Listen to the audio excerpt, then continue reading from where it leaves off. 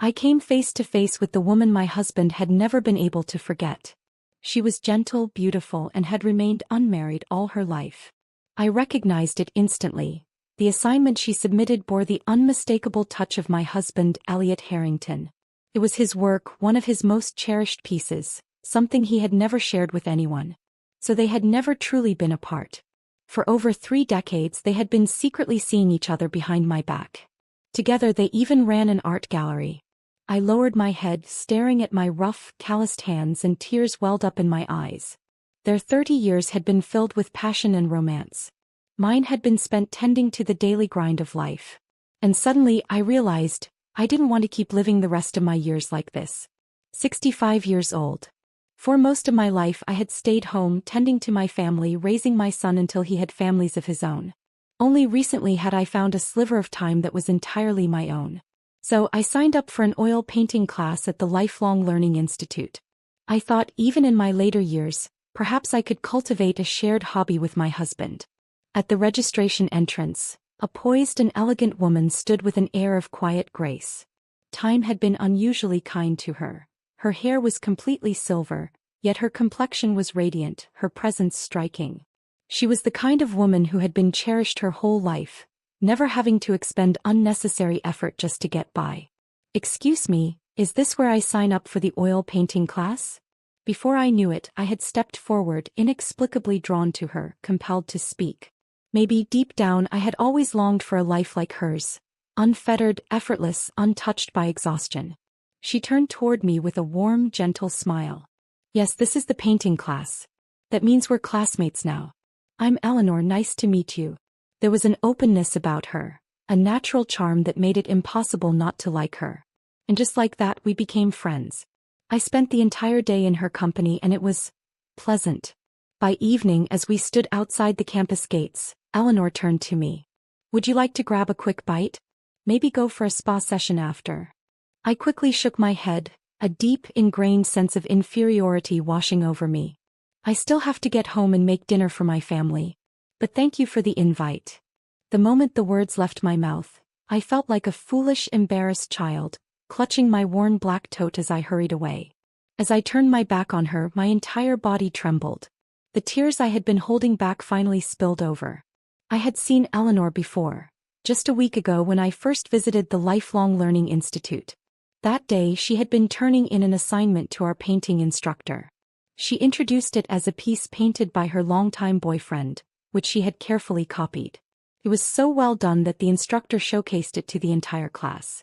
And from the other side of the glass window, I had recognized that painting in an instant. That unmistakable style. It was my husband's, Elliot Harrington's.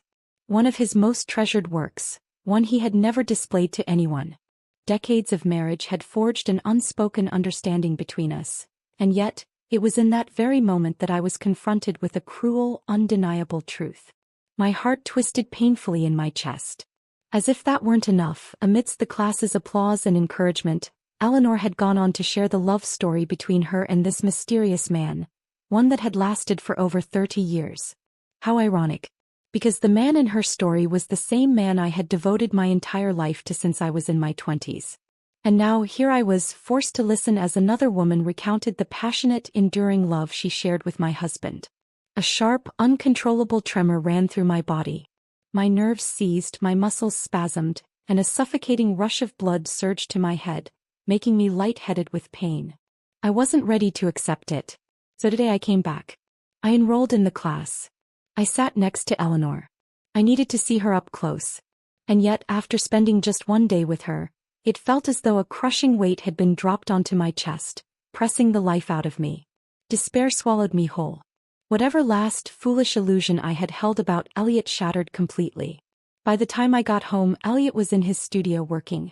He didn't come out when he heard me enter. Instead, he called out from a distance, his voice laced with impatience. "You're home late. Get dinner started, it's already late. Joseph will be back from school any minute now."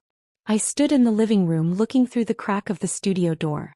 Even at nearly 70, Elliot still carried himself with the same upright posture, his presence undiminished by age.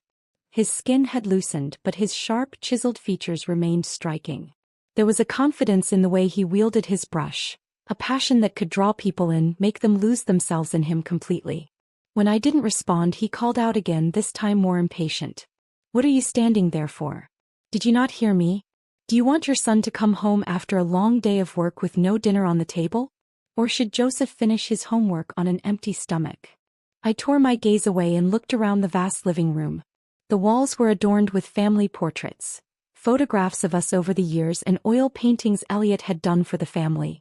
But as I looked closer, I realized something. Among all those paintings, there wasn't a single one of me. That bitter, suffocating resentment I had buried for years finally clawed its way out. I shouted, "Paint, paint, paint. The moment you come home, you lock yourself in that isolated studio. Is this house only mine? Are these children only my responsibility? You're retired now, Professor Harrington. What the hell are you still painting so obsessively every day?" Elliot paused, caught off guard by my outburst. He hadn't expected this reaction from me. Annoyed, he set his brush down with a huff. "There's nothing to discuss with someone as shallow as you. Art is a lifelong pursuit. It demands dedication. But what would you know about that?" Fury surged through me. I threw my bag onto the floor and stormed into his studio, pointing at the paintings in the living room. "Well, tell me then, Professor. You've dedicated decades to painting, capturing everyone around you, so why is there not a single portrait of me?" Elliot frowned at my aggression, taking a step back as if my presence was an inconvenience. "Stop making a scene, Jane. Stay out of my studio. You're just a housewife. Focus on your responsibilities. Why would I paint you? What's the point? Don't make a fool of yourself." I stared at him, and in that moment the cold that spread through me wasn't just in my bones. It reached my soul. "Then tell me, Elliot Harrington, what is worth painting? And why is it that I'm only worthy of being the woman who cooks and cleans for you? I spent my entire life taking care of this home, raising your children, making sacrifices for you, and in the end you look at me with nothing but contempt." Elliot exhaled sharply, irritated. He threw his brush aside, ink splattering across the canvas and onto the floor. "God, Jane, what's wrong with you today? Did someone piss you off outside? Do me a favor. Don't bring your petty, small-minded drama into this house. Stop acting like a common street shrew. Shallow. Disgusting." I let out a self-deprecating laugh. But as the laughter spilled from my lips, so did my tears. Looking at Elliot's face, contorted in disgust as if I were nothing more than an annoyance, I couldn't stop myself from asking, "Elliot, is painting Eleanor the only thing that isn't shallow? The only thing that isn't disgraceful?" His expression froze. For the first time in years, Elliot was completely still, scrutinizing me with an unreadable look. I thought he would demand to know how I had found out about Eleanor. Maybe he'd panic, scramble to explain, try to cover his tracks, or at the very least show some sliver of guilt. After all, we had built this life together. Decades of marriage, a home, children, grandchildren. Surely there had to be some part of him that still held on to this family, however little. Otherwise, why keep it a secret for 30 years? Why carry on this affair in the shadows instead of leaving me outright? But what I didn't expect, what I couldn't have expected, was the sheer, unfiltered rage that flashed across his face. His shock lasted only a second before it morphed into something far more visceral. His eyes burned with fury, his whole body tensing as if I had committed the ultimate transgression. It wasn't the usual irritation, the condescension, or the dismissive impatience I'd grown accustomed to over the years. No, this was different. This was the kind of rage a man feels when something precious to him is threatened. "Jane, I'm warning you," he snarled, his voice low and shaking with barely contained anger. "I don't care what kind of tantrum you throw at me, but do not, under any circumstances, disrupt Eleanor's life." All at once, my anger extinguished, snuffed out like a candle in the wind. I looked at him, his eyes blazing, his entire being coiled in defense of another woman. And in that moment he felt like a stranger to me. Had I ever truly known the man I had shared a bed with for decades? Or was the role I played, this so-called wife, nothing more than an illusion? It was as if I had been trapped in a long, cruel dream. A dream so vivid, so relentless that I had mistaken it for reality. Elliot kept talking, his voice rising in agitation. "I'm telling you, Eleanor and I are just like-minded friends. She owns a gallery and I invested a small share, that's all. I send over a few paintings now and then. It's a good way to expand my reputation. And the money I make? I give every cent of it to you, haven't I always? We're both old, Jane. Practically at the end of our lives. What the hell are you still making a scene for? On and on he went, rambling, explaining, no defending. A man who was usually so reserved, who rarely wasted words, was now a broken record, repeating himself over and over, desperate to shield her. As if terrified I would go looking for Eleanor, as if my mere presence in her world would taint it. So stop being unreasonable, he snapped. This isn't what you think it is. Honestly, at our age, don't you have any shame? And with that he spun on his heel, stormed out of the studio and stomped up the stairs. A moment later the bedroom door slammed shut with a resounding bang. Silence swallowed the house whole. A silence so deep that I could hear the slow mechanical ticking of the grandfather clock in the living room. I leaned against Elliot's work table, my legs giving way as I slowly sank to the floor. My body, worn down by years of exhaustion and sacrifice, protested with a dull, heavy groan. And then finally I just let myself collapse, landing in an ungraceful heap. Like a clown in a traveling circus. Except there was no audience. No laughter. Nothing left to call it but pathetic. Not long after my phone started ringing incessantly, pulling me out of my daze. It was my son. I swallowed my tears and answered, only to be met with Juan's sharp, impatient voice, firing accusations at me without pause. Mom, Dad just called me fuming. Said there's no dinner at home tonight and told us to eat out. He said you lost your mind over nothing and refused to cook. Seriously, what the hell are you doing? Are you having a late-onset menopause or something? You're in your 60s. What are you even throwing a fit about? Dad already explained everything. Aunt Eleanor is refined and sophisticated, with a deep understanding of art. They're just kindred spirits, that's all. Stop being so paranoid. We have enough stress at work already. You don't need to stir up drama and make the house unbearable. His words landed like a barrage of slaps, hitting me one after another, each one colder, harsher, more dismissive than the last. There wasn't even the faintest trace of gratitude for the years I had sacrificed for this family. To him, my efforts were simply expected, my existence nothing more than an extension of my duties. A barren, desolate emptiness settled inside me. I let out a quiet, bitter chuckle before asking, my voice icy, Juan Harrington, would you dare speak to your mother-in-law like this? There was a loud clatter on the other end, something falling over, maybe knocked down in his sudden anger.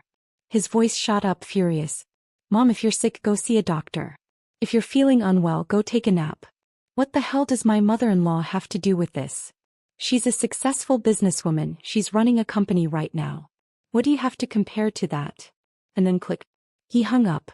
I lifted my gaze just in time to see Elliot coming downstairs, already dressed to go out. He met my eyes with nothing but annoyance and disgust. Stay home and reflect on yourself, he snapped. You're too old for this nonsense. I'm going out to eat. He didn't wait for my response. He grabbed his shoes, pulled the door open and slammed it shut behind him.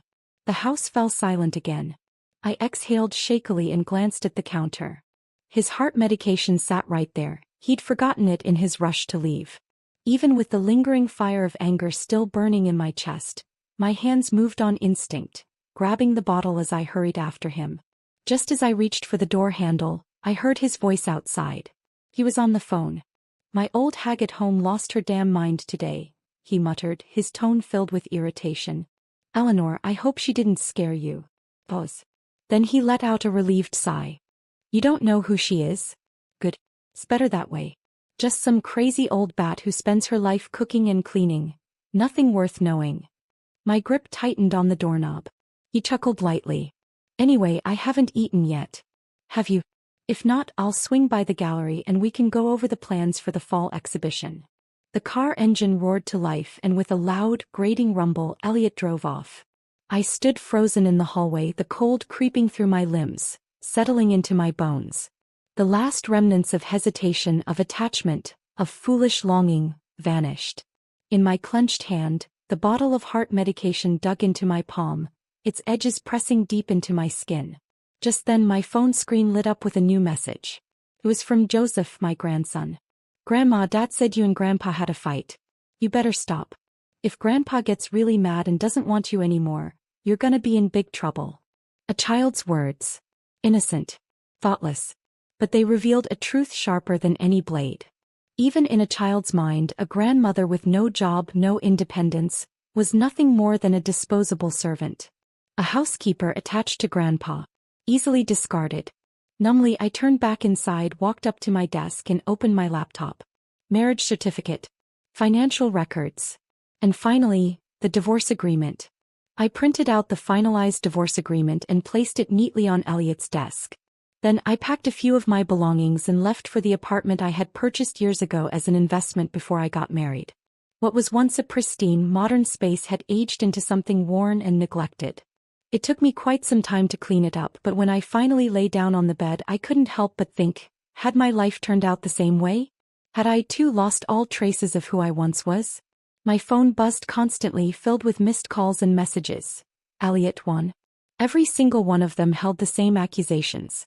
I was being immature. I was too old to be acting like a rebellious teenager running away from home. I blocked them all. For the first time in decades, I was in a space that was mine. And I allowed myself to sleep. Decades of waking before dawn, working tirelessly to keep that house running, had worn me down. The years of sleepless nights had aged me beyond my time, making me look far older than I actually was. Because in truth, I was 5 years younger than Elliot. When we first met, I was the prettiest girl in town. Boys would chase after me trying to win my favor. Back then, Elliot was just an art teacher at the local public elementary school. His parents had died in a wildfire, leaving him with nothing. No family, no money, not even decent clothes to wear. But even in his misfortune, he held himself with the quiet arrogance of an artist, distant and untouchable. I suppose that's what drew me to him in the end. The quiet confidence, the unyielding pride despite his circumstances. In those days, struggling artists were seen as foolish, useless. He had no wealth, no stability, and no future to offer. People mocked him, bullied him, called him a lost cause. So I started bringing him meals in secret, making sure he had something warm to eat. Every penny I managed to save, I spent on eggs and vegetables for him, making sure he had enough nutrition to get by. Eventually, Elliot got into college and left our small town. And even though we weren't engaged, I took care of him. His laundry, his meals, anything and everything, so he could focus on his studies and his art, free from any distractions. Later, despite having no wedding, no financial security, and no blessings from friends or family, I still married him without hesitation. I can still remember how he held my hands back then, looking at me with nothing but devotion. Jane, marrying you is the greatest honor of my life. And now, decades later, I had become the most repulsive thing in his world. After a few days of rest, my body and mind finally began to recover. Clarity settled in. The haze of years of sacrifice and neglect lifted, and I saw things for what they truly were. So I called Elliot. The moment he picked up, his voice, though weary, carried a note of reluctant compromise. Jane, enough is enough. Come home. The whole house is a mess without you. I was standing on the apartment balcony, watering the small potted plants I had picked up to brighten the place. I curled my lips into a faint smile. Elliot, I've spent decades taking care of you. Now that we're nearing the end, I think I'd like to take a few years to live for myself. Whatever happens to that house, it's no longer my concern. Before Elliot could respond, Juan's voice suddenly took over the line, filled with frustration. Mom, Susie and I are both swamped with work, and Joseph has no one to take care of him. He comes home from school to an empty house and eats fast food every night.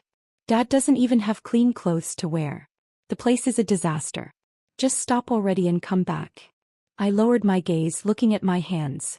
Hands that had scrubbed floors, cooked meals, folded laundry, hands that had once been soft and delicate but were now lined with wrinkles, rough from years of unappreciated labor. I won't be coming back. My voice was steady, final. 4 years I sacrificed everything to support your father's dream, and in the end, you all dismissed me as some unreasonable, crazy woman. And you're an adult now. You have your own family.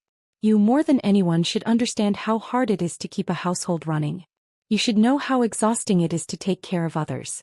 But instead of gratitude, all you feel is entitlement. You think I was meant to be your caretaker, that I was born to serve this family. Well, not anymore. I took a deep breath, steadying myself.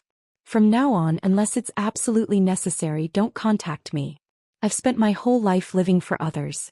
It's time I lived for myself. Elliot refused to agree to the divorce. Juan, on the other hand, bombarded me with texts and calls, berating me for being an old woman acting out of line. I ignored all of it. Instead, I hired a lawyer and gave him full authority to proceed with filing for divorce. In the meantime, I withdrew from the Lifelong Learning Institute's painting course. Then, after some research, I found a private flight school. The staff stared at me in disbelief as I filled out the registration form and passed the medical exam, officially becoming their oldest student. I also visited a high-end cosmetic clinic and signed up for a full-package beauty treatment.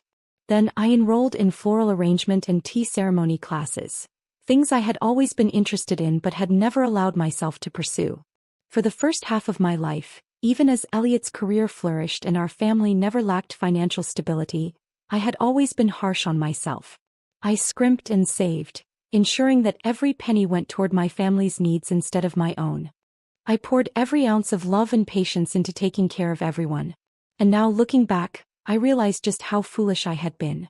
There was an intoxicating thrill in spending my own savings on myself without guilt, finally indulging in the things I had denied myself for so long. It felt exhilarating. Elliot tried to contact me often, attempting to initiate calm conversations. He even showed up at my apartment a few times, only to be turned away by security.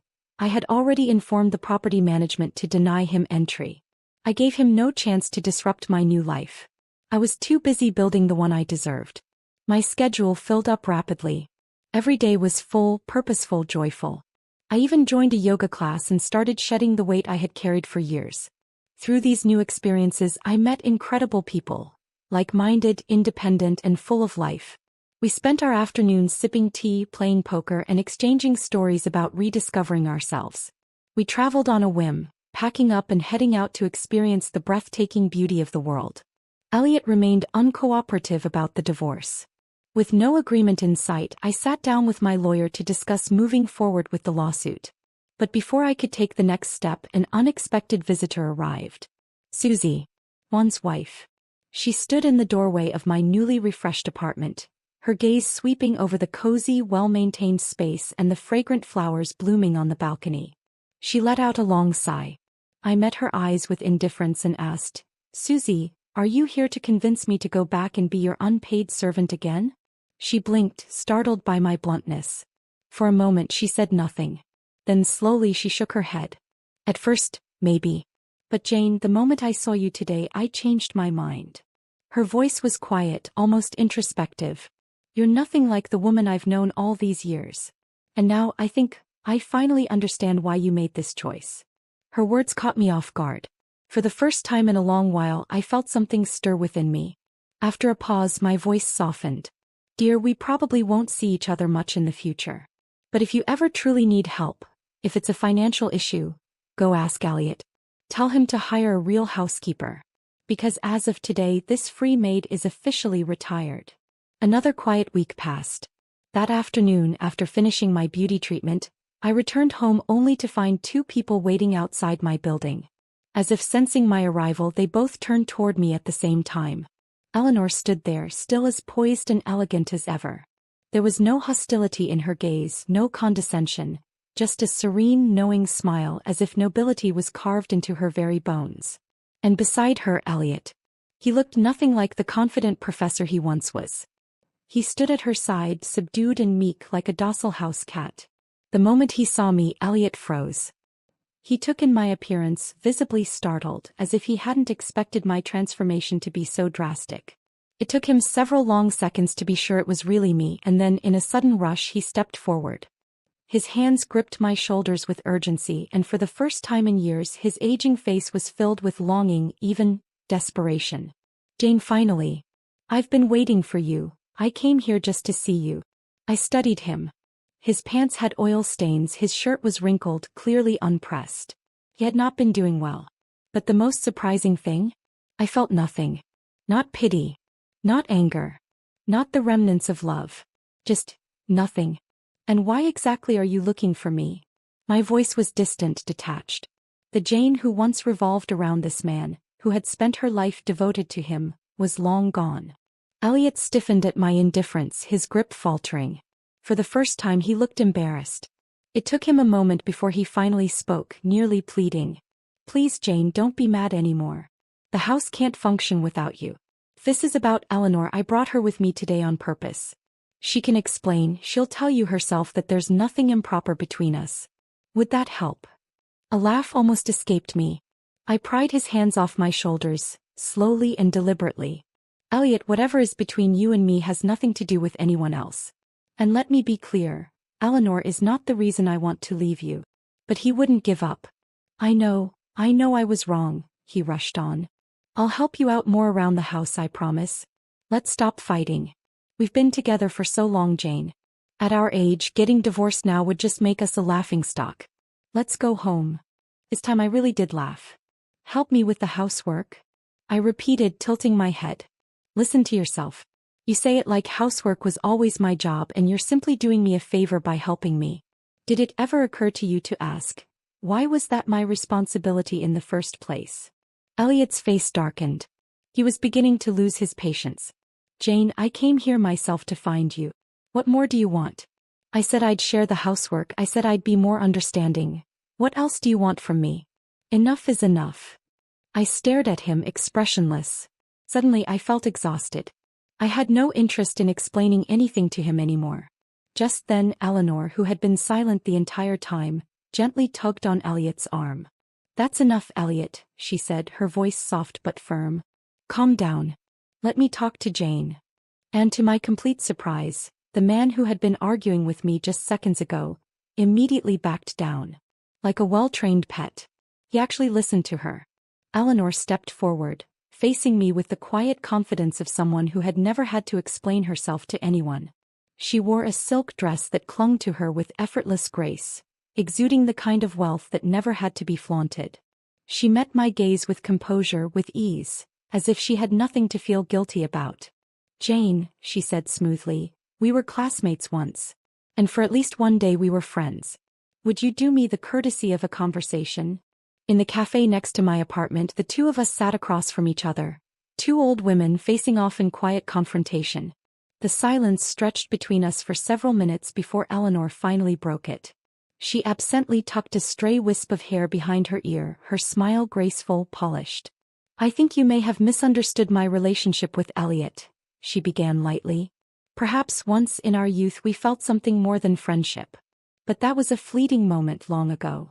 I said nothing, merely watching her, waiting for her to spill every word she had come to say. I never married, she continued. I always saw marriage as a cage. I wanted to dedicate my life to art. When I first met Elliot, yes, I was drawn to his uniqueness, his talent. We shared the same passions, the same aspirations, we had much to talk about. But Elliot has always been a man of responsibility. We never did anything to betray you.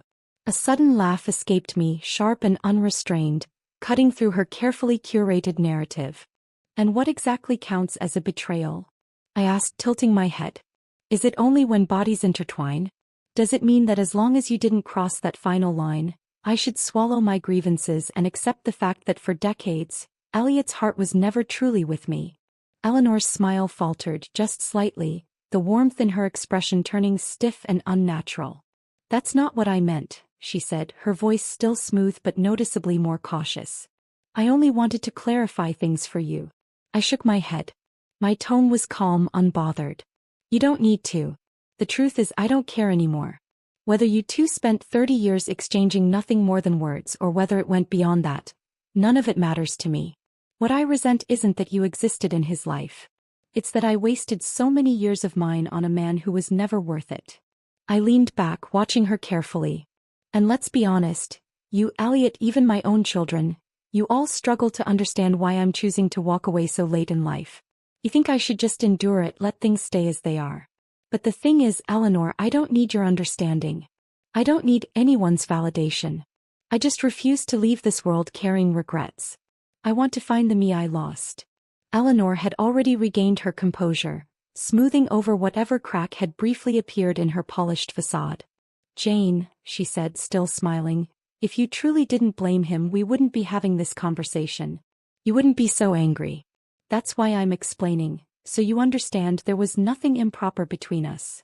I had no patience left for this. I signaled for the waiter, paid for our coffee and stood. Looking down at her, I spoke with a quiet, deliberate certainty. Whether I blame him or not is my concern. And Eleanor, this is not your battle to fight. But don't worry. Soon enough I'll be free of him. Then whatever romantic notions you two have can finally step out of the shadows. Whether it's a meeting of the minds or a union of the bodies, whatever you choose, it will no longer concern me. Without another word I turned and walked out of the cafe. Elliot was waiting just outside. His face was weary, lined with exhaustion and something that almost resembled remorse.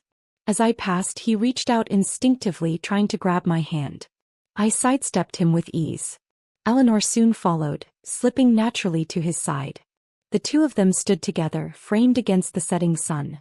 An old man and an elegant woman, their silver hair catching the light, their presence seamlessly matched.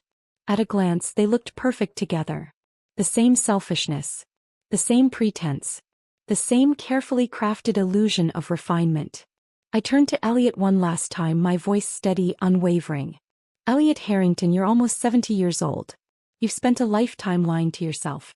Maybe you even believe you've done the honorable thing, keeping me around despite your wandering heart, convincing yourself that your self-restraint was a sign of integrity. But let me be clear, I don't buy it. We were married for over 40 years and for 30 of them your attention was elsewhere. And even now you still try to hide it, still refuse to own up to the truth. I pity you. With that I turned on my heel and walked away, never once looking back. Life became much smoother after that. My flight lessons were going exceptionally well, and word had spread about me at the academy. Everyone knew there was a white-haired grandmother learning to fly, a woman in her 60s defying expectations. Seeing me as an example, the younger students became even more motivated, their enthusiasm infectious. Some, with my permission, even filmed my training sessions and posted them online. To my surprise, the videos went viral. Before I knew it, I had become somewhat of a local internet sensation. The grandmother pilot, an unexpected inspiration. But just as I was embracing my newfound freedom, Juan finally lost his patience. He stormed into my apartment, his face red with anger, his voice sharp with accusation. Mom, have you lost your damn mind? Why are you humiliating yourself like this? Do you have any idea what kind of disgrace you've brought on this family? You've turned our home into a mess and you feel no shame? Enough of this nonsense. Come home and do what you're supposed to do. I looked at him, the son I had raised, the boy I had sacrificed so much for. And all I felt was a cold, crushing disappointment. Juan, I said, my voice steady but distant, you're not a child anymore. But it's clear I failed in raising you. I must not have taught you respect, because you stand here now, speaking to the mother who gave you life as if she were beneath you. Juan let out a sharp, mocking laugh, his eyes scanning me from head to toe. You. He sneered. You're nothing more than a parasite in the Harrington family. Without my father, where would you be? Do you really think you'd have lived such a comfortable life if not for him? You were just some nobody from a backwater town. You should be grateful that you got to marry my dad and serve him all these years. It's the best thing that ever happened to you. And now you think losing some weight, getting a few beauty treatments and picking up fancy hobbies makes you Eleanor? Makes you refined. Tears welled up in my eyes, but not from sadness. From sheer, unfiltered disgust. I shook my head, looking at the stranger in front of me. If that's how you see me, Juan, I said, my voice shaking but firm, then go find yourself a mother who suits your tastes. But don't ever come looking for me again. Juan slammed his hands down on the table, his face twisting with rage. Fine, he roared. Jane Moore, from this day forward, you are not my mother. I gave you a chance to come back and you refused. When you realize you made a mistake, when you come crawling back, don't you dare ask me or Dad for anything. Then with one final display of fury he kicked over the trash bin in my living room, sending its contents flying across the floor. And then he was gone, the door slamming behind him. I stood in the wreckage of the moment, watching as dust and debris settled in the air. I felt my heart ache, a deep raw pain that pulsed through my chest like a wound torn open. But after the pain came something else. Relief. Because now I had finally seen them all for who they truly were. Their selfishness. Their cold indifference. And I felt nothing but gratitude that I had made the choice to leave while I still had time. If I had one regret, it was only this. I should have woken up sooner. On the way home from my final floral arrangement class, I passed by a shopping mall and decided to stop in to buy some new vases to replace the old ones in my apartment. The moment I stepped inside, I saw them. Elliot was fawning over Eleanor, carrying her bags as she leisurely browsed through the store. Behind them, Juan, Susie and their child followed, their hands full of shopping bags, clearly enjoying a successful spree. "Eleanor, you have the best taste," Juan said with admiration. "The clothes you picked out for us today are so stylish. I'll wear mine to work tomorrow. Everyone's going to be impressed." Eleanor smiled graciously. "Well, you take after your father. Good figure, good looks. You should dress well to match your natural elegance." Juan beamed at the compliment, laughing as he replied, "Exactly. Not like my mom. She always bought me those cheap, ugly clothes with no sense of style." Elliot, ever the doting companion, handed Eleanor a thermos cup and massaged her shoulders affectionately. "You must be exhausted after today. Here, drink some water. Let's go have dinner and rest." I stood at a distance watching the scene unfold, my lips curling into a mocking smile. They had never enjoyed shopping with me. They used to say I dressed too frumpy, that I was overweight, that walking beside me in public was embarrassing. On the rare occasions when we did go out together, they would always keep their distance, as if pretending we weren't even a family. But then something unexpected happened. Susie, who had been silent and expressionless until now, suddenly spoke up. "Juan, how can you talk about your mother like that?" Juan shot her an annoyed glare. "You don't get it. Stop being so naive. You should learn from Aunt Eleanor, graceful, sophisticated. That's how a woman should be." Eleanor raised an eyebrow, casting a calculating glance at Susie. After a brief pause, she pulled a jewelry box from one of the shopping bags and handed it to her. "Susie, this is for you. I think we get along well. I hope we can continue to be close." Susie didn't take it. Instead, she leveled Eleanor with a cold stare. "Eleanor, don't you think this is a bit inappropriate? After all, Jane and Elliot haven't even finalized their divorce yet. Shouldn't you at least wait until everything is settled before playing the role of the rightful woman by his side?" A visible flush spread across Eleanor's face. She waved a hand dismissively, clearly caught off guard. "You misunderstand. I'm not interested in marriage. I've always believed in staying independent. Elliot and I simply have a strong connection, nothing more. Whether Jane and Elliot divorce or not, it has nothing to do with me. Please don't make it sound like I'm trying to claim him." For the first time, Elliot's blissful expression faltered. He looked utterly stunned, as if he had never expected Eleanor to say such words in front of Juan and Susie. His mouth opened slightly, but no words came out. A scoff escaped Susie as she turned away, ready to leave, only to lock eyes with me across the store. The moment she did, everyone else followed her gaze and saw me standing there. Their faces twisted into varying degrees of shock, guilt, and discomfort. I casually adjusted my freshly trimmed hair and walked toward them, my heels clicking against the polished floor. "Elliot," I said smoothly, "since I ran into you here, there's no need for me to call. The court hearing for our divorce is scheduled for next Monday. Make sure you show up on time. No more games, no more delays. Let's get this done so you can finally welcome your soulmate into your life properly." Then I turned to Susie, offering her a kind smile before gently patting her shoulder. "Sweetheart, one doesn't deserve you." My voice was soft but firm. "Think carefully about your future. If you're smart, you'll leave him sooner rather than later, before you end up wasting your whole life the way I did." And with that, I turned and walked away, never looking back. After our final hearing, Elliot and I finally reached an agreement. The judge announced our divorce was official, and soon the decree would arrive in the mail. As we stepped out of the courthouse, Elliot hesitated, then reached out and tugged lightly at my sleeve. "Jane, whether you believe me or not, I need to say this. I never wanted to divorce you." I let out a sharp, derisive laugh. "Oh, I believe you," I said. "You never wanted a divorce. You just wanted a wife at home to cook and clean for you, while keeping a kindred spirit on the side to indulge your little artistic fantasies." His face flushed red, then turned pale. "Jane, why have you become so bitter?" he snapped. "Be honest with yourself. Have I ever mistreated you? I earned money and gave it all to you. I always came home on time. I never even argued with you about Eleanor. What else do you want?" I waved a hand dismissively. There was nothing left to say. "We're past the point of having these conversations, Elliot Harrington." I made sure to use his full name as if addressing a stranger. "Take care of yourself." And with that, I turned and walked away. I had far more important things to do than stand here and argue with a man who had never truly seen me. After that, I never spared another thought for Elliot or Juan. I threw myself fully into my flight training, my new life, my new dreams. Then, by pure chance, a local television station caught wind of my story. They reached out, eager to feature me in a show. One that would inspire others who, like me, had lost themselves in their families and forgotten how to live for themselves. It's never too late, they said.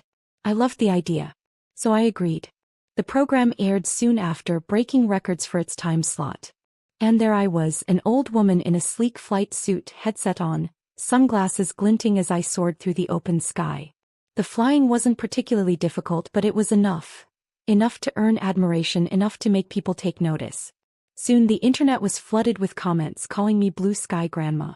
The show even followed me home, filming my daily life. At one point, an observant viewer noticed something in the background. An old family portrait, tucked away in a forgotten corner, gathering dust. Curious, some viewers dug deeper. They traced it back to Elliot's old workplace, piecing together the details of our divorce. Then came the real gossip.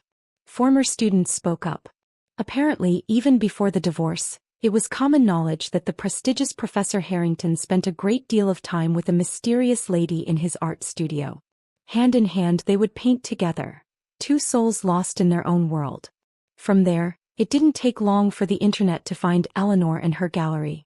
And just like that, old professor's decades-long affair became a trending topic. People whispered behind his back. Strangers pointed at his house. Even when Elliot tried to keep a low profile, wearing hats and scarves in public, someone would always recognize him. The murmurs followed him wherever he went, shameless, heartless.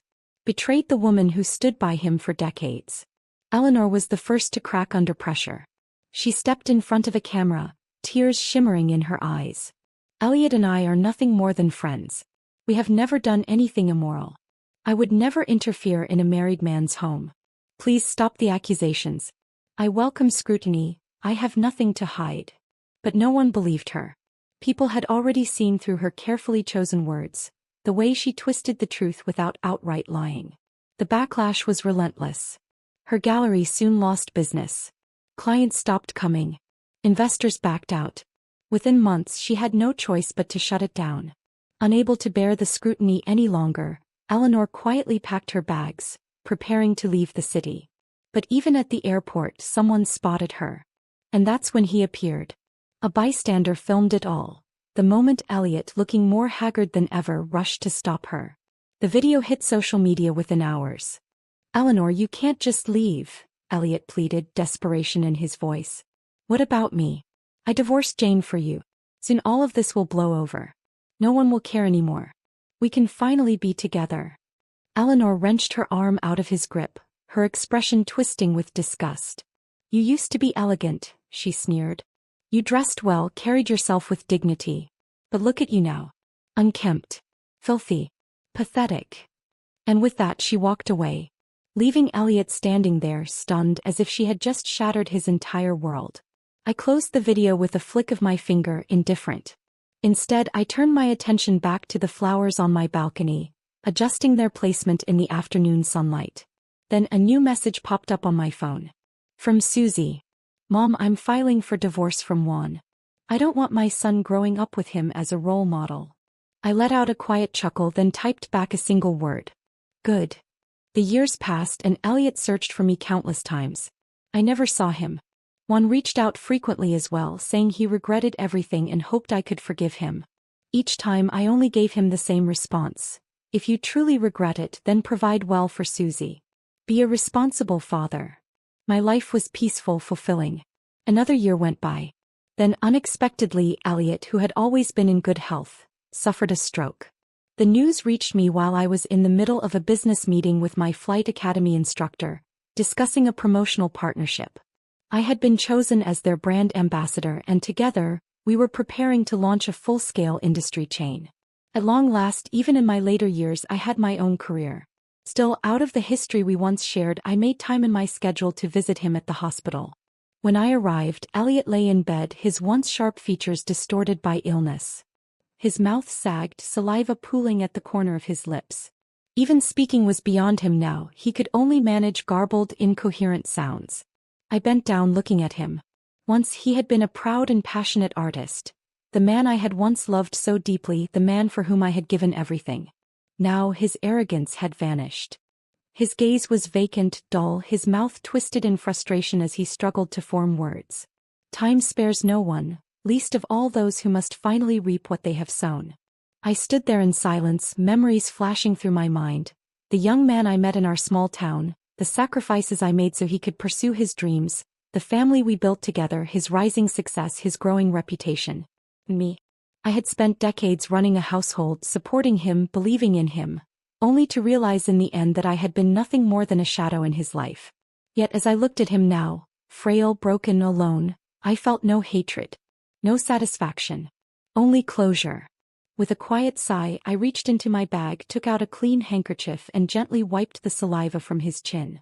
His eyes shifted to me, full of something I hadn't seen before, guilt, regret, maybe even shame. But beneath all that, his pride still lingered. Even now, lying powerless in a hospital bed, he struggled to let go of the man he used to be. "Elliot," I murmured, my voice calm, "do you remember what you told me when we got married?" His lips trembled, but no sound came. "You said that marrying me was the greatest honor of your life." His eyes flickered. A weak tremor passed through his fingers. I smiled faintly, without sadness, without anger. Just resignation. "But in the end, Elliot, you never truly cherished that honor." Tears welled in his eyes. His skeletal hand trembled, lifting slightly, reaching for mine, but he no longer had the strength. I hesitated, then took his hand in mine. Once his hands had been strong, warm, capable of crafting beauty. Now they were thin, fragile, speckled with age, drained of life. "The doctors say you'll survive," I told him softly. "But you'll need long-term care. I won't be the one to provide it." A single tear slipped down his cheek. He blinked rapidly as if to ask why. "It's not because I still love you. And it's not because I can't let go," I said, shaking my head. "It's because I refuse to become you. You spent decades ignoring me, treating me like a background character in your life. Now you finally know what loneliness feels like." I let out a small breath. "But I won't let bitterness consume me the way it consumed you. I've already made my choice, to let go, to forgive." Elliot's gaze turned desperate, struggling to process my words. He tried again to speak, but the sounds that came out were nothing more than fragmented, incoherent syllables. I didn't wait to hear them. I gently released his hand, stood up and stepped back. "Take care of yourself, Elliot." I gave him one last glance, then turned and walked away. Stepping out of the hospital, I took a deep breath. The sun was warm against my skin, its golden light wrapping around me like an embrace. I tilted my head back, letting the warmth seep in, feeling it reach places inside me that had been cold for far too long. I was free. For so many years I had been trapped in a marriage that erased me. I had willingly made myself invisible, setting aside my dreams and desires, convincing myself that my role was to serve, to sacrifice, to endure. But now, I had learned to live for myself. I was no longer a woman tied to anyone else. I was independent, fearless, and filled with the boundless possibility of Jane. On my way home I took a detour. The Flight Academy. I stood before the hangar, gazing at the sleek, glistening planes lined up before me, their wings stretching toward the sky. A thrill ran through me, an excitement I hadn't felt in decades. My life was just beginning. "Jane, you came at the perfect time." My instructor strode toward me, grinning as he clapped a hand on my shoulder. "Your private pilot's license has been approved. You're officially ready for solo flight tomorrow." I smiled, my gaze steady as I looked up at the vast blue sky. Yes, tomorrow I would fly. By myself. The next day I zipped up my flight suit, slipped on my sunglasses and stepped into the cockpit. As the plane taxied forward, my pulse quickened in time with the rumbling beneath me. My hands tightened around the controls. In my headset the tower's voice came through, steady and clear. "Blue sky, Grandma. You are cleared for takeoff." I exhaled, lips curving slightly. "Understood." And then I pushed the throttle forward. The plane surged ahead, gathering speed, wheels lifting off the earth. And just like that, I was flying. As I broke free from the limits of the ground, soaring higher and higher into the open sky, my heart lifted with me. For so long my life had been confined, trapped in kitchens, in routines, in the weight of other people's expectations. But no more. From this moment forward I would live on my terms. I glanced down at the world below. The pain, the betrayals, the tears of my past. All of it was small, distant, powerless against the woman I had become. I spread my arms wide, embracing the endless sky. Embracing